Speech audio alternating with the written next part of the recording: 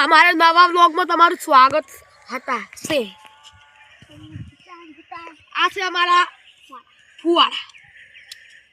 अब फुवारे वो ये आखा गोमना वाटा मारता है, वो गोमना वाटा मारता है और उसमें गोल गोल वाटा मारता है। अब उसको शक्कर भी आ जाते हैं, अमुक टाइम में शक्कर भी आ जाते हैं और इसके में वशु भी आते हैं और मेकवान भी आता है।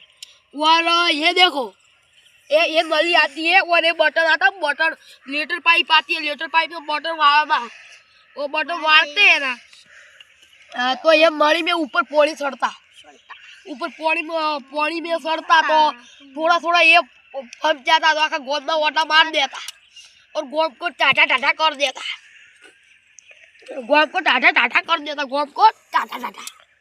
और ये देखो ये वशु आती है, अब नली की पानी आता है रे तो ये में वॉशम से आवे बाहर आता, इसको लग जाता और अब पानी लगता तो उसको शक्कर आता, शक्कर आ जाता, शक्कर आता नहीं तो ये अब गोल गोला का गोम का वाटा मार देता और शक्कर भी आ जाते और अमुक टाइम तो मर भी जाता तो भपता भी नहीं।